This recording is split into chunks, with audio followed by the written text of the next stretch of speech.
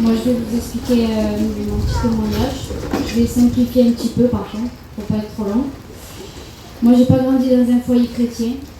J'ai grandi dans un foyer où, sans faire esprit, on sert le diable, puisque nous, on est voyants, on tire les cartes et on ouvre des portes au diable.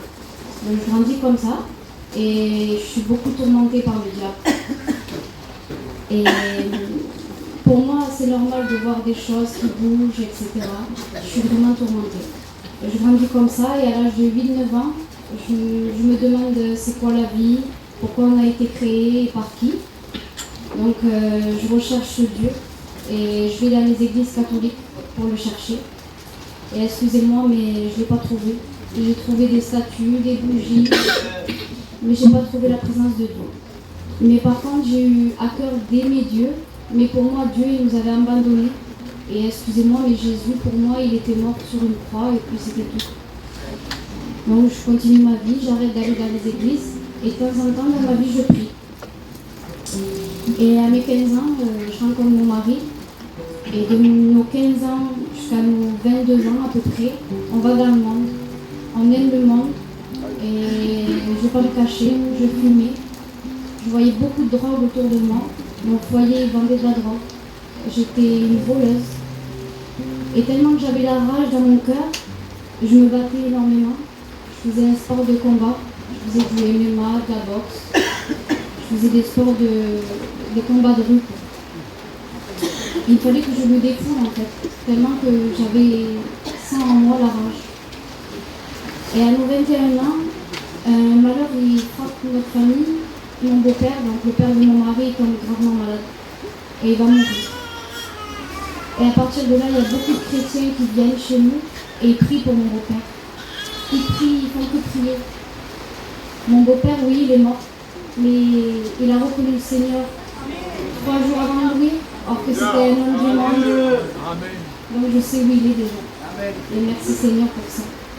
Donc malgré tout, pour faire plaisir à ces familles chrétiennes, on va à une réunion avec mon mari. Cette première réunion, ça a été le déclic. On a été bouleversés avec mon mari. On pleurait tout le long de la réunion. Et on nous donne une Bible. Un petit détail, mais on m'a donné une Bible. On va à une deuxième réunion, encore une fois pour faire plaisir. Et pareil, on est bouleversé, on fait que pleurer.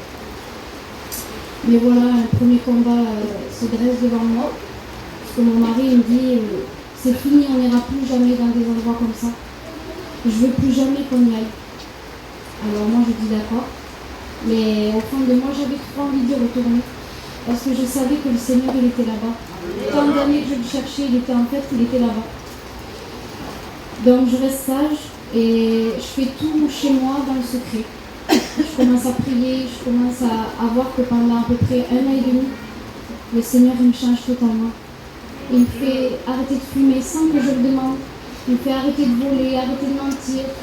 J'ai plus envie de me battre. Vous savez, le Seigneur, il vient même dans des endroits où on ne l'attend pas.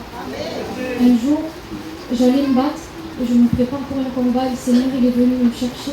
Il est venu me dire qu'il faut tout arrêter, que ça ne servait à rien tout ça. Que je servais Dieu maintenant, que je ne savais plus le monde, que je n'étais plus esclave de mon corps. Et petit à petit, il me change.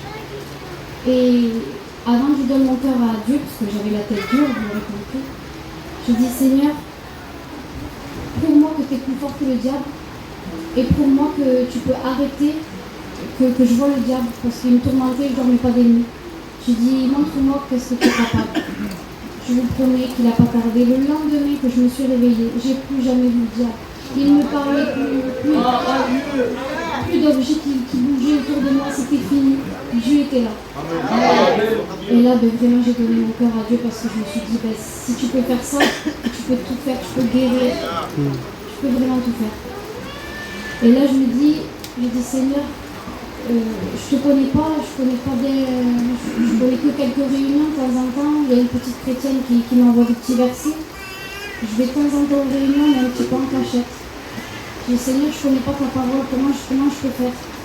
Et il me rappelle que j'ai une Bible qu'on m'avait donnée ma première réunion. Mais j'ai un problème parce que je ne sais pas lire. Alors j'ouvre quand même la Bible. Et le Seigneur me dit t'inquiète pas. Et le Seigneur, il m'a appris à lire. Il m'a appris à lire une petite Bible de rien du tout. Et là, j'ai commencé à savoir son histoire totalement, qu'il n'est pas mort en fait, il n'est pas sur le croix, c'est pas vrai, il a ressuscité. Et là arrive le confinement. Et là, mon mari, il avait prévu beaucoup de drogue chez nous. Et je voyais qu'il se droguait. Il disait, tu sais, si tu veux arrêter de te droguer, il y a un Dieu tout vivant et tout puissant qui peut tout faire pour toi. Amen. Bon, je ne vous cache pas qu'il m'a compliqué et qu'il m'a un petit peu emballé. Mais ce qui a été semé est semé. Il faut vraiment toujours être dans le combat. Parce qu'au jour d'aujourd'hui, on est deux chrétiens. Amen. Et ça fait 2 ans qu'on est baptisés. Amen. Et juste pour vous dire, venez comme vous êtes, c'est pas pour aller au McDo. Venez comme vous êtes, c'est à Dieu aussi. Peut-être qu'au début des réunions, je venais, peut-être qu'il y en a qui se disaient, ben voilà, c'est une petite voleuse, des choses comme ça. C'est pas grave, l'homme il peut voir à ça, mais Dieu il voit pas à ça. Dieu il a vu, je cherchais Dieu, et il est venu me voir. Que Dieu le bénisse.